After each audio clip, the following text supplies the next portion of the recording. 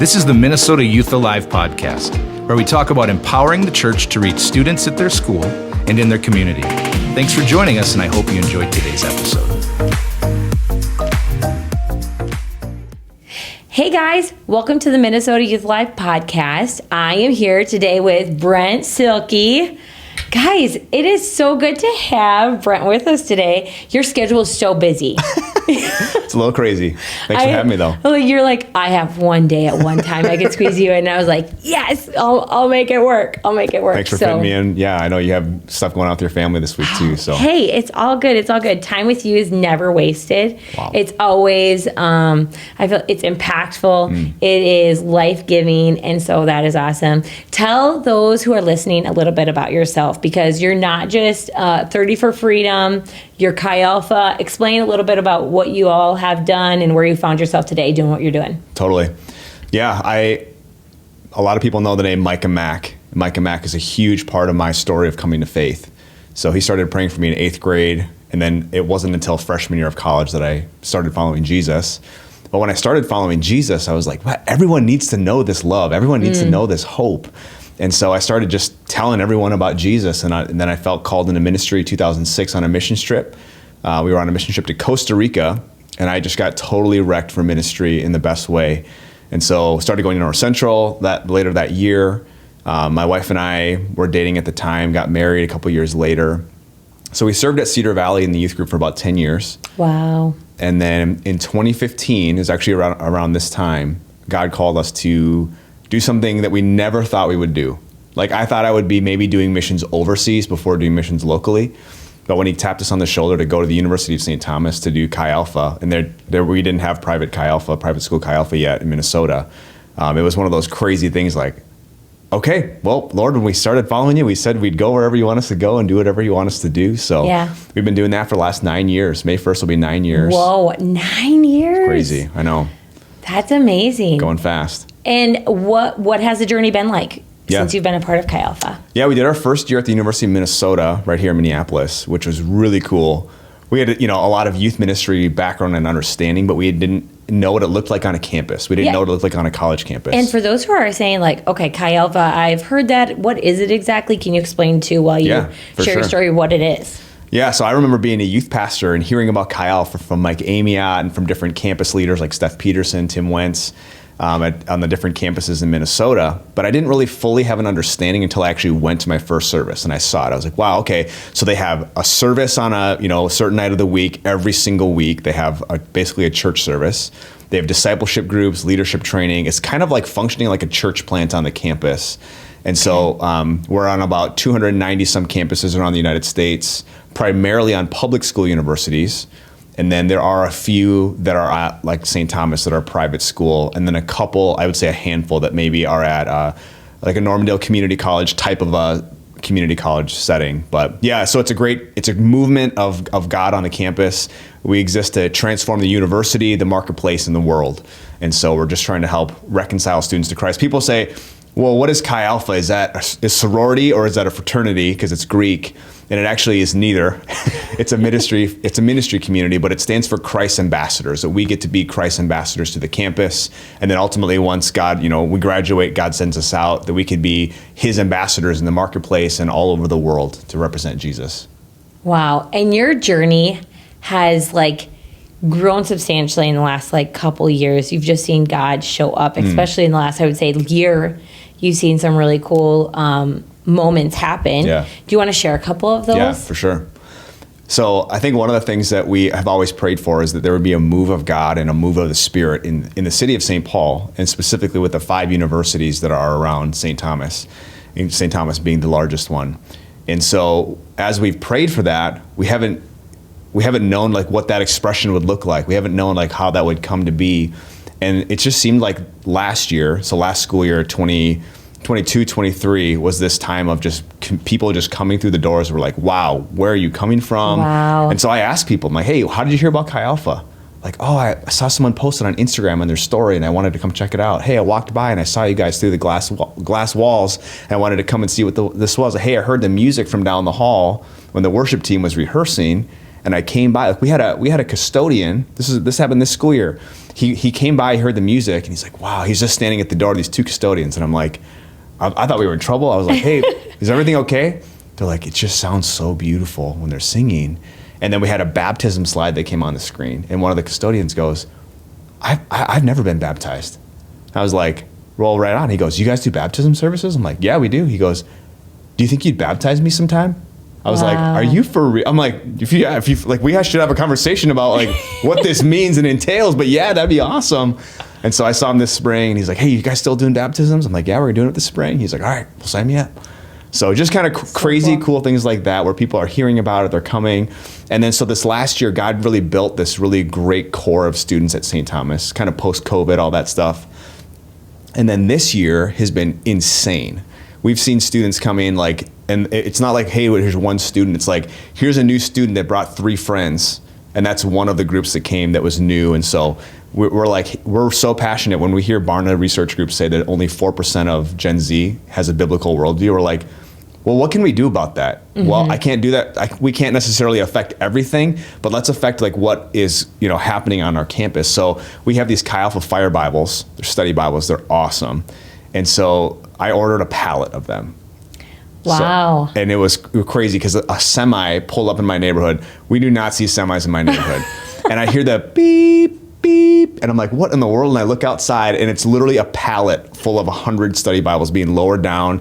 And I run outside like, I'm just like freaking out. I got my camera, I'm recording, I'm like jumping up and down. And the guy's like, are you good, bro? Like, what are you doing? I'm like, what is no, it? You don't understand. This is life. You're bringing life, So we've given out 80 Bibles this school year already to students that didn't have a Bible. They didn't have, they maybe had a King James and they couldn't understand the language. Yeah. And so we're equipping students with the Bible, getting them into discipleship groups. But the thing that's been really, really cool is that we've prayed with 50 students this school year at St. Thomas to either begin a relationship with Jesus or recommit their life completely to following him.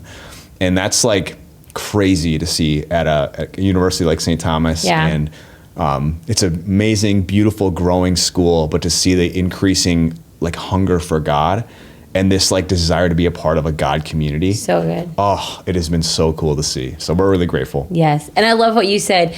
God set this whole thing up. Yeah. And I think that's what when you're working with, college students, students in ministry, there's something so amazing about looking at something that happened, a God moment, and thinking, this was not done by my hands. This was totally done by God. Yep. And so we want to bring you on to talk to our graduating seniors, even some of our juniors that are thinking like, okay, what is my next step? And our heart is that in Youth Alive, we believe students have a mission field in front of them, no matter where they are in life, what time.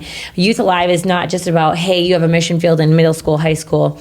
We're just trying to let you see you have a mission field wherever you are. So good. And so it goes from middle school to high school to college to job to wherever you find yourself next in life, your neighborhood, your workplace. Yeah. And so as we have some seniors who are graduating this year and making a transition, we just wanted to sit you down and kind of get some wisdom from you of like, hey, what are some things that I can start to do as a graduating senior that will get me in a place where I can thrive in my faith and not just exist, but really like I can come to college and it'll be a home run. For sure. So what are some things that they can start doing right now in preparation for walking onto a public or a private campus for college? No, it's so good, Kelly. Yeah, I remember being a youth pastor and thinking like, okay, we have to get students prepared to transition well from our youth groups, from graduating from high school to college. And now being on the college campus, it's like, I want to do everything I can to be on campus as much as humanly possible to receive students in who are coming from our churches and coming from places where they're searching for that kind of stuff. And so as I think about the last like 19 years of whether it's high school or college ministry, and think about the students that have really done a really solid job of transitioning well from a local church and then going to a campus where they're on their own, making their own decisions. They're really, I mean, it's kind of a blank canvas, right? Mm-hmm. And so the students that have done that the best are the students that have had a plan going in. It wasn't just haphazard, like, oh, I hope I find a faith community at some point in my first 2 years of school. It's like, no. They had a plan. They knew that those first 15 days, that's the most crucial 15 days of the next 4 years of their life. Okay, and explain, why is that first 15 days so important? So one of the crazy research things that we came across in Chi Alpha was that if a student doesn't connect in those first 15 days, the likelihood of them staying with their faith, like depending on which study you look at, like they have like a 40% chance to make it or a 20% chance to make it, depending on what you're looking at as far as which study. But if they get connected in those first 15 days, basically move in and the next 2 weeks and a day later, if they can get connected to a local church or like a ministry like Chi Alpha, their faith, it's a different ballgame. Like their faith doesn't just like get protected and preserved. It's like you said, it goes, they thrive in their faith. They're like, well, I'm in a community. I'm like discovering like who I am in Christ in a way as a young adult that I maybe was different than high school or middle school, and who I am in Christ, and then the gifts that God has given me, and they're in community, they're growing together. It's just amazing time of life, and it's like those 4 years, for me 5 years, but for most 4 years, like sets up their next 40 and beyond spiritually. So it's like those 15 days impact your next 40, 50 years of life. Wow. And so we're like, hey, the ones that have done it the best had a plan. They know that like whenever I'm at camp and talking about Chi Alpha, I'm like, hey, come to the lunch. The first thing I say is make it your mission when you move in for the next 15 days. Your most important mission, your top priority, your non-negotiable is getting connected. And I think the students in my experience at St. Thomas, like we've had a decent amount of Assemblies of God students over the last few years, not in the first 5, but in the last few. And they contact me ahead of time. They're like, hey, I'm thinking about coming to St. Thomas. Yeah. And I'm like, cool. Like, okay, great. When you come for your visit, let me know. Let's grab lunch and I'll give you the tour after the official tour. I'll give you like the abbreviated Brent Silkey version of the tour of our campus. And then just like get them connected, let them know where we meet for Chi Alpha, where our small groups meet for discipleship groups. What does a Chi Alpha week look like? So they understand the rhythm of it coming in.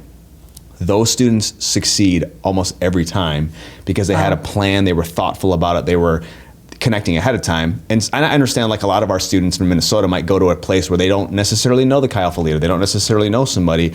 So I would just say this, almost every ministry today has some kind of social media, and I know most students do, not every student does, but if they can contact even a direct message on Instagram to like a ministry account, or sometimes they have sign up forms, like a link in the bio kind of a thing, and if they can get connected before they even get there, before they move in, they are so far ahead of the game, and their likelihood of them staying with their faith and thriving in their faith, it just goes it's off the charts. So having a plan, be intentional about that. And then too, there's different, I understand like on St. Thomas campus, like there's a lot of ministries. There's a lot of great ministries. Yes, and like we're in a situation at St. Thomas where we cheer for each other. Like I love when crew wins. I love when there's, campus outreach wins. I love when these other ministries on campus are doing well. When we first came there, I was nervous, like before we were ever started Chi Alpha, because I was like, we're like the new guys in town. How are we going to be received? Yep. And one of the missionaries who's still there to this day, he said, I believe that when the tide comes in, all the boats in the harbor rise. Wow. And he said, so we can't have enough missionaries here. We can't wait for you guys to get here, and we're cheering you on. And I was like, that's a kingdom mindset. You don't see that everywhere. That is so good. It was beautiful. And so, maybe Chi Alpha is a great fit for some of our students. Maybe it's crew, maybe it's a different ministry, but as long as they're preaching the gospel, as long as they're staying true to the word of God, I'd say, hey, get connected, do your research ahead of time. Like if you're investing, let's just say you're going to Disney World on a vacation, you are investing a lot of time and energy and money to go there. You probably want to plan out what you're going to do and not just like let it happen. Similarly for college, you're spending $100,000 or more, you know what I mean, to go to college. Be thoughtful and plan that way. And then what's the most important thing in your life? If it's your faith, okay, be really thoughtful and intentional about connecting ahead of time, making those kind of connections into community. It makes a huge difference. Okay, so I just had a thought come across my mind as you're sharing, like, not everyone has like a Brent Silkey, right? Sitting on their campus that like comes to camp and says, I'm at this location. So if they're like, okay, I'm going to this college, I don't even know if they have a Chi Alpha. I don't even know if they have anything. I know that there's like a website for Chi Alpha that you can go to and enter in your university and figure out if there's one there. Is there another place that you recommend? Like, is there a missions, I say missions fair, but a fair at the school that is the initial contact that most ministries would be a part of, that they can get to in that first couple weeks? Yep, no, that's a great question. So chialpha.com is the website you're referring to. Okay. And they can just put in their city that they're going to be going to college in, or they can put in their school. And if there's a Chi Alpha there, it will come up there with like contact information. They can connect with the leader or the leadership there. What I did, this actually happened this weekend. I had a sweet lady, her name is Jan, and she's like, is there a Chi Alpha at Stout, UW Stout? And I was like, I don't know. They're in a different region, even though they're next door to us. They're in the Great Lakes and we're in the Great Plains. So I went on chialpha.com and I looked it up, and there was no Chi Alpha at Stout. So I went on the UW Stout website under like the student life, and I looked up like what clubs they have. And I'm like, okay, they have crew, they have InterVarsity. Oh, so they listed them. They listed them. That's so great. You can find that on most college websites. But yeah, the activities fair, almost every college university within the first 2, sometimes it's 3 weeks, they put on this thing where it's like every single club and opportunity to connect is like all in one in the gym or all on the quad or something like that, where students could go and like look around, probably get a lot of cool free swag, but like look around for those ministry opportunities to connect. So yeah, I think that's a great way for them to understand like, okay, this is what's on my campus, this is where I'm at, and then try them out. Go to a Chi Alpha service. That's good. Like you might love it. You might like when students walk into Chi Alpha, I'm like, okay, we might get one shot with them. So we want to, I'm like training our student leaders. Like I'm like, hey, let's welcome students. Like it's the only shot we've got. Let's welcome them in. Let's, allow them to experience what God's doing. And if they feel like, wow, this was not for me, that's okay. We bless them and send them. You know what I mean? Like we had a student last year that came. We didn't have as many guy students in Chi Alpha last year. And he came in, and actually Micah Mack, funny enough, was preaching that night. He loved the service. Loved it. But he didn't find like great community with the guys, so we didn't have as many guys. So this year, this happened this fall, he came up to me and he goes, hey, I came to Chi Alpha last year. I'm standing at the fair, at the activities fair on campus. He goes, you prayed for me. I was like, really? Like trying to remember. He's like, I had my knee in a brace. I'm like, oh yeah, I do remember praying for you. He's like, Micah was speaking. He goes, yeah, I never really came back because there weren't a lot of guys to connect with. But I felt like God asked me to come and talk to you right now. I was like, dude. He goes, can we I'm trying to start a Bible study to reach out to 2 of my friends. Wow. Can we talk sometime? And I'm like, bro, I'm here all day. Like anytime you have a gap in your schedule, let's do this. So we went for a walk. That was our meeting, a walking meeting. And we talked about Bible studies and how we could start one. And I was like, hey, what are the odds you're free next Friday and Saturday? He goes, I happen to be free. I'm like, we have our fall retreat. It's the most important event of the year. We actually cover your cost if you're a first-time student coming. So it won't cost you anything but your time. Yeah. And I invited him to come. And that night, so he came to our fall retreat. And we had a service where we had like a whole bunch of us just on our knees, like praying for the lost, crying out to God for our campus, all this stuff. And he came up to me during that that service time, and he said, if you would have told me a week ago that I would be at a retreat with St. Thomas students on our knees crying out for the lost, I would have thought you were lying to me. He goes, this is amazing. He's going to be one of our student leaders next year. He's got an engaging community. He's bringing friends every week. It's like this crazy thing. So those activities fairs are clutch and getting connected. Last year wasn't a fit. This year was a fit for him. Yeah.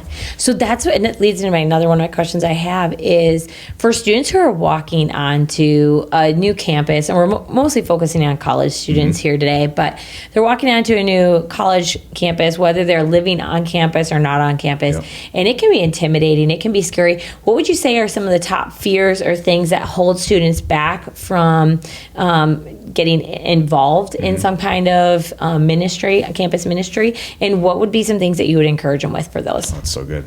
I think the biggest thing is, well, what if I go there and there's 4 other people and it feels really awkward and I can't just leave because they're going to see that I'm leaving? You know what I mean? Yep. I think people have that real fear of like kind of the social anxiety of it.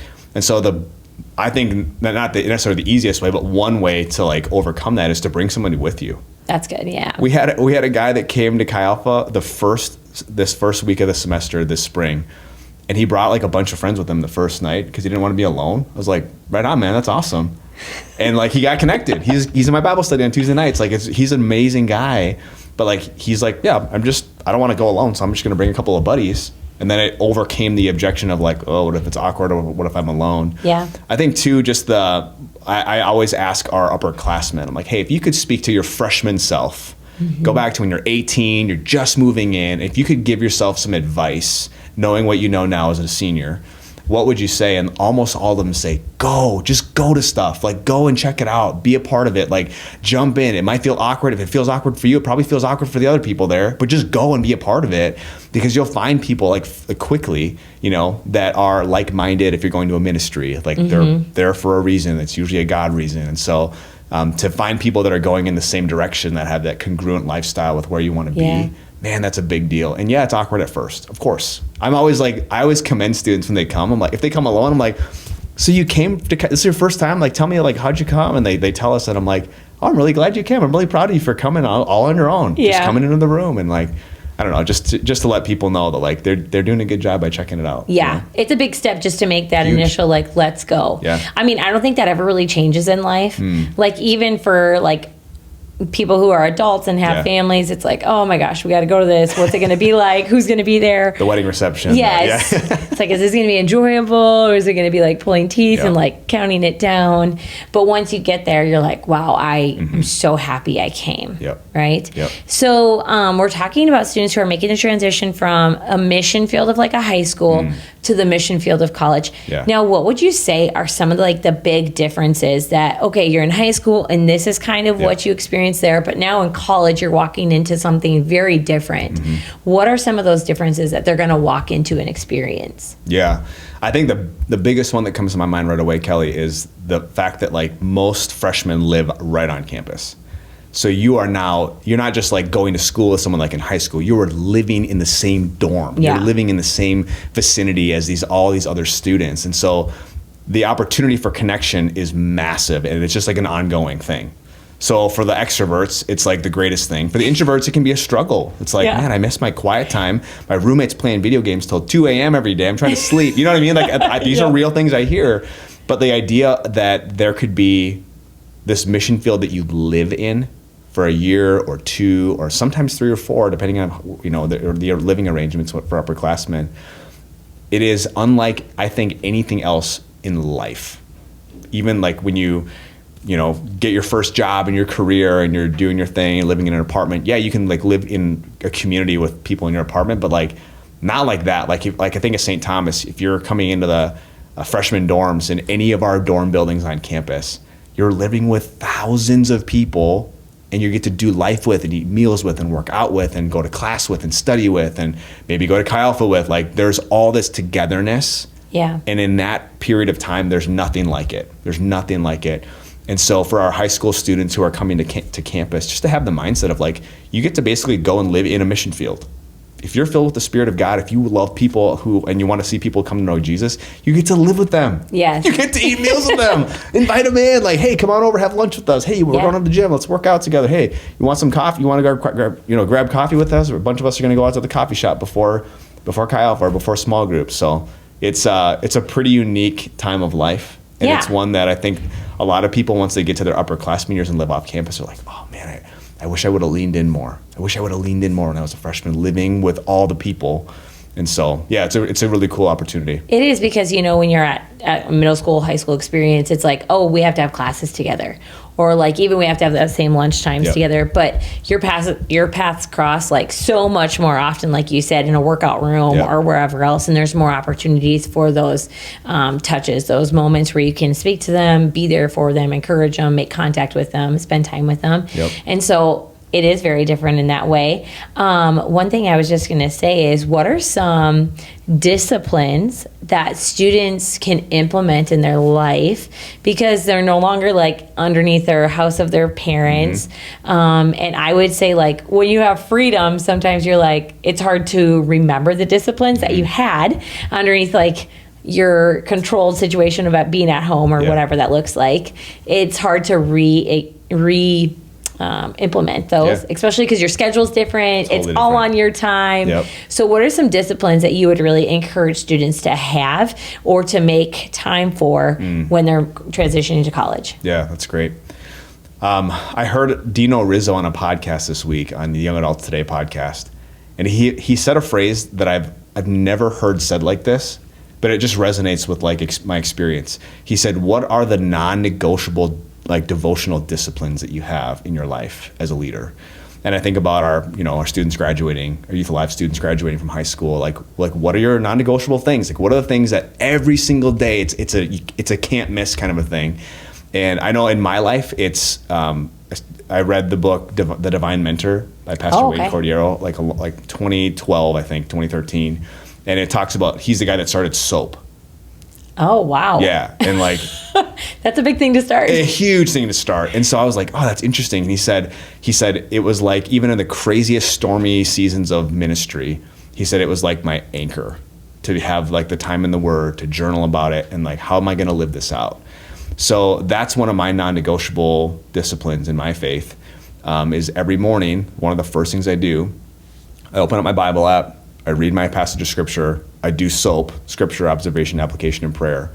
And then I actually have a student from China who in 2019 or 2020 was like, hey, can you tell me about SOAP? And so I sent him one of my SOAPs, and he literally said, he goes, I feel powerful reading what God is speaking to you or something like that. I was like, oh, right on, man. He goes, would you mind sending me your SOAP every single day? I was like, whoa.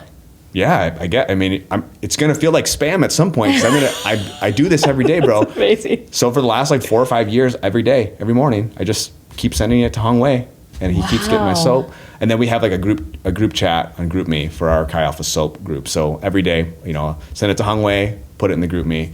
And so that's one of my non-negotiable things, where it's like, hey, even if I have a race that starts in the morning really early, we were in Honolulu for the Honolulu Marathon, and it was like a 2:30 wake-up call to get to the bus. It was super crazy. I'm going to get up at 2 and do my SOAP, because I don't miss this. Like, I can't miss this. Like, if I don't have God's word in my heart, like, on the daily basis, like, I don't know. I don't know. So it's one of those things. So I think for our seniors who are, looking at graduating and like you say, a whole different level of freedoms, like, what are the things that are the most important faith practices for us? Like, well, I think being in the Word, I think spending time in prayer, worship, and then community. I think these are all important things. There's a lot more that we could list, but and if you're watching this and you're not on campus yet for college, and if you're a senior in high school or junior in high school, start these things now. Yeah. Get these rhythms built into your life. These are non-negotiable things. These are things you don't miss.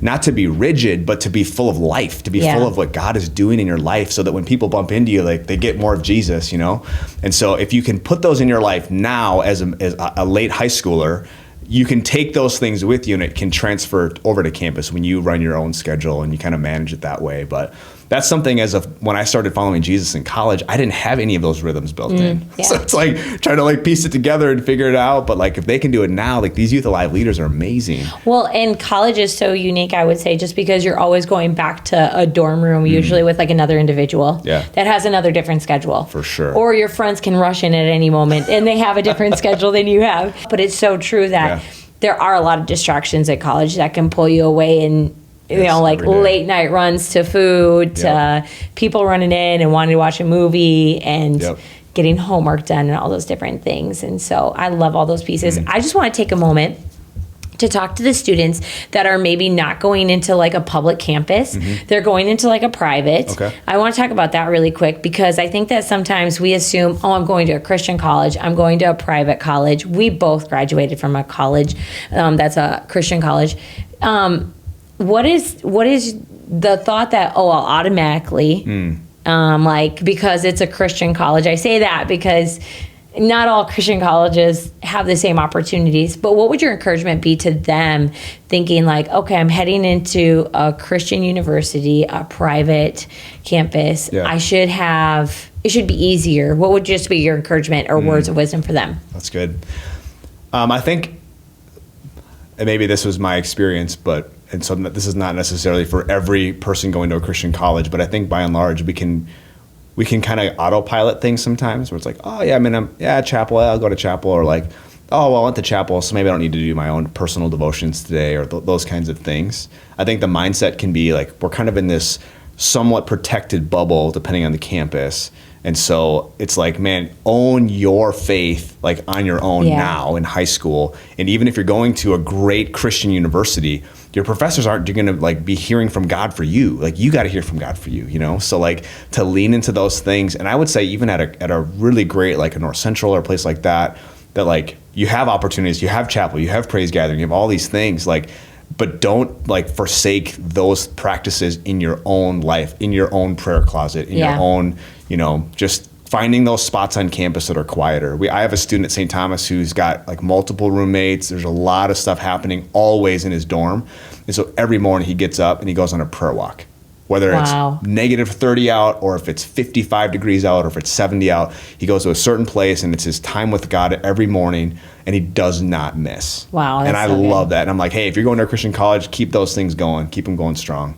See, that's a good piece to know, is just thinking about the protective. And I get your autopilot. Yeah. Like, I think that's so easy to do, especially on a Christian campus. Even if you're going into ministry and you're like, I'm talking about Jesus in my classes, I'm going to chapel, and it's like all I'm doing is like getting into the Word and the Bible and learning about it. And so sometimes we neglect that just personal time. So for students who are like, hey, I'm actually not doing college, but I'm going to jump into the workforce, or I'm going to take a gap year and work a little bit, switching it, doing something non-traditional. What would your words of encouragement for them? Because there's not that natural like Chi Alpha on-ramp. Can they come to a campus ministry when they're not attending the campus? Or is there something else you would love them to get a part of? Yeah, that's a great question. I was just with a guy last night. He doesn't go to St. Thomas, but he has gotten connected with our Chi Alpha. And every Chi Alpha, every campus is going to be different. So sometimes it's like, oh yeah, you can come. Sometimes it's like, hey, this is just for those who are students here. So it kind of depends on the campus and on the ministry, I would say. But I think one of the best things you can do is be a part of the lifeblood of a local church, right? Good, and like maybe they don't have a young adult group. Okay, serve somewhere. Like get moving. Like roll your sleeves up. Like you probably were invested in when you were in youth group. Like could you serve? Could you make that time on a Wednesday or for camp or youth convention or whatever that might be, to then now be the person serving in the youth group and serving students, and so kind of giving back that way. I didn't go to youth group long for 1 year as a college kid, and I know it wasn't set up for me because it was for high school, but then to be able to serve and to give back in the place where my life was radically changed by Jesus, and to serve the people, like it was unreal. And that's where my community came from. That's where I met. That's where I ultimately met my wife. She was serving as a youth leader as well, and so. I think finding those like-minded people that are kind of in a similar stage to continue to do life with, to do ministry with. And I think, there are some occasions where it's like, yeah, maybe you can get involved with, maybe there is a college nearby and you can get involved with that kind of thing. But I would just say lean into like serving and like finding out like ways that you can give back and invest into others. Because that's really where we grow so much, is when we're like leading others, serving others. Wow. That's so good. Okay, well, you've shared such good information. Now I just want to jump into a real quick practical question. Okay. So we have students who are like, I love sharing about Jesus. I'm passionate about it. I understand the mission field in front of me. I was in the campus ministry before we even talked about it. I was already planning that. But what's the practical things of, okay, I'm in these classes, I'm on this campus, how can I reach people? What are some practical ways to see people around me come to know Jesus? That's good. I mean, kind of some of the things we've talked about, like as long as you have those things that are happening, the filling things in your own life from your own like walk with God, like that, to make sure that that's continuing to stay strong. That's like a baseline thing, right? And then to like be looking for those opportunities to lean into where someone's hurting. Maybe you can just tell like, wow, they seems like they're carrying a lot on their shoulders. Like sometimes it's the simplest thing after class, like, hey, are you doing okay? Is everything okay? Like sometimes those are the moments where like people break, or there could be breakthrough that takes place. Inviting people, always being able to invite people. I know that there are some people who love coming to the big group. They love coming to the big Chi Alpha service and worship and all that stuff. And some people are like, that doesn't sound like, that's not for me, but they love a Bible study. They want to discover more about faith, even if they're not Christians. Like we see this on St. Thomas campus. They're like, hey, I would like to just come and like learn more. I'm like, great, we'd love to have you come Tuesday nights, And so I think when it comes to, students who are kind of trying to figure out some of those things as far as how can I reach out to other people, there are so many opportunities. And like if you pray and ask God for opportunities to like reach out to people and love people, the opportunities will be there, and you will be heightened to the awareness of those things. And then to lean in and have bold faith, because sometimes it ain't comfortable. Sometimes it's like those things where it's like, you're walking back to your dorm on a Friday night, people are out partying and people are struggling, and it's like, man, to be able to like be the hands and feet of Christ and just love people there, and not to come with judgment, but to come with his love and grace and just say, hey, like, do you need a ride home? Like, it seems like you shouldn't be driving, or whatever it might be, just to kind of get real about college stuff. The opportunities are for sure there. And I think what's exciting to me is seeing a person who there's a guy named Joel who just came to St. Thomas. He was a part of the U of M Chi Alpha. Now he's a part of our Chi Alpha. He transferred over this spring. But we met and he said, hey, Brent, what are the greatest needs we have right now in our Chi Alpha? And I just thought through it. I was like, well, these are the 3 greatest needs we have. He goes, well, I want to help meet those needs. Wow. And I think so in a ministry context, that's beautiful, right? To hear that from a student, I'm like, dude, that's amazing. But then to think about, like, what are the 3 greatest needs on your campus? Yep. And how can you directly impact and meet those needs, or help those people, or serve those people? So that's what I'd say, just to keep living that missional life. Like, continue it from high school, continue it on the campus. There's maybe not a better time in life to impact more people with the gospel than on a college campus. Yeah, well, I was actually just listening to a book, and he was talking about one discipline they have with their finances as a family is that they have like kind of like a Christmas fund is what they call it, but it's being Santa year long. And so they have like, it's not tons of money, but it's a small amount of money that they just keep that fund at a certain amount so that when they see a need around them, they can financially meet that need for another person. And it's just like, college, you run out of money quickly. Yeah. Oh, yeah. And to like take someone out to lunch or buy them a coffee, or just, I mean, there's so many different needs, but like whatever, like they're having struggle meeting their tuition, and just praying with them about it. Like those are huge moments that God can use. For sure. So awesome. I love it. Okay. We're going to have fun. We're going to ask a couple questions. Many people are like, Brent Silkey, I want to know some good stuff about him. So we just have 5 quick questions. I wrote them down to help us. Tell us about your family, first of all. You haven't got to talk about your family very much. Yeah. My wife Elise and I have been married, this June will be 16 years. Wow. Which is crazy. I feel like kind of older saying that. It's like, 16 years. Our marriage could drive, Wow. We have 4 kids. Belle's our oldest. She just turned 12. Clara's 9. Henry will turn 6, and Josiah will turn 3 in just a little bit here. So never a dull moment, never a boring day. But it's been, I love my family so much. That's awesome. And they love and do ministry with you. That's what I love about it. You see them doing ministry, 30 for Freedom, all those different things. Okay, what is something that takes up your time right now? Right now, it's something called 30X. So it's an offshoot of 30 for Freedom. I saw the movie Sound of Freedom last year, and it just wrecked me again for the victims of trafficking and survivors. So I felt like my dream for this year was to do a 30-mile run and raise $1,000 each month. Wow. So trying to figure out, like, when does that work with the schedule? How does the fundraising part of it go, right? Yep. $12,000 is the goal. And then to like physically be able to do 12 ultra marathons in a year is literally twice as much as I've ever done in a single year. So I'm constantly at the chiropractor. My chiropractor always takes good care of me, but so that's taken up a lot of time, but it's an important mission. Yes. I love how you're just real about it too. Like God's given you this dream, but there's a lot of things that have to be figured out. Yeah. And a lot of God moments for it to happen. I love that. Okay, so number 3, I want to know this personally. That's why I asked it. What is your favorite cheat food? Cheat food. I'm a sucker for pizza, for good pizza. And so I've been seeing these different pizza reviews online. I'm like, man, I gotta get to Black Sheep Pizza. I don't know if it's St. Paul or Minneapolis, but somewhere down here. Man. So I love pizza. It's hard to say no to pizza. Next one for you is this. What is your biggest pet peeve?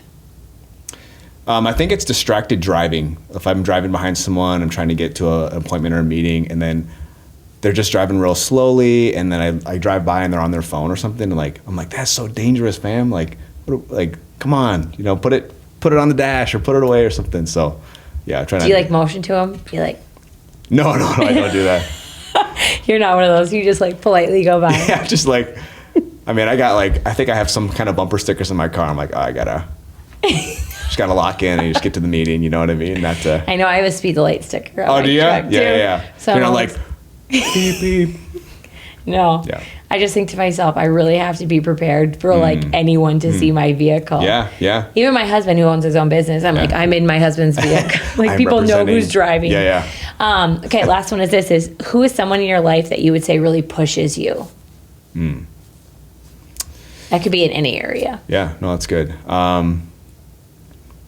There's a lady, her name is Jackie, and she's an endurance athlete, and she lost one of her like lower parts of her leg to cancer. Wow. And there's a lot of things that can happen when you have a prosthetic, right? And just lots of things that there's a lot of ways that could go. And she said, you know what I'm going to do? I'm going to try to do something like totally crazy. And she ran 104 marathons in 104 days and set the world record. Oh my goodness. And she's doing just crazy stuff all the time to bring awareness to like passionate things that she's passionate about. She's doing a half marathon a day for I don't know how many days in a row, but it's something insane. And some of the days she's running like 30 miles instead of half marathon. And so like she's someone that I see her stuff on social media and I'm like, that is one amazing person who's doing something, making her miles matter, raising awareness, raising funds, and not letting like the setbacks of life stop her, but actually propel her forward. Wow. And so actually I did a thing this weekend and she did like set the world record for I think it's for people, I can't remember what the specific one, but 100 miles on a treadmill. Oh, wow. And so I did a 30 miler on a treadmill. And I tweeted and I said I'm inspired by Jackie, and she retweeted. I was like, "Whoa, Jackie!" Whoa. So yeah, she's awesome. She's I think based in Arizona, but I don't know. I see like what she's doing. I'm like, yeah, that's incredible. So That's amazing. Yeah. Well, Brent, it has been sweet to have time with you today. I know your schedule's busy with 30 for Freedom coming up in the next couple months. Many of our students listening are a part of it in some way. And so we know you are so passionate, not about just human trafficking and ending that, but also about students making that transition really well and just reaching college campuses. And so I know kids will see you at camp this summer. Go ahead. Don't miss out on the opportunity to sit with Brent during lunch and just get to talk about what that transition looks like and next steps. I strongly encourage you guys to do that. Youth pastors, if you want to know, hey, how can I help my students make this transition? Reach out to Brent, any of our Cal Alpha missionaries in our state. They would love to help make that transition smoother. And so thank you so much for spending time with us. Hopefully you guys got some little bits of information to help you as you transition from high school to college. And we are praying with you guys as you make that transition. And so thank you so much for joining us for this April podcast. And we just hope that you had a great Easter and have a great spring. Yeah. Thanks for joining us for this episode of the Minnesota Youth Alive podcast. Remember, you can download the Minnesota Youth Alive app and check us out on Instagram and Facebook for updates and information.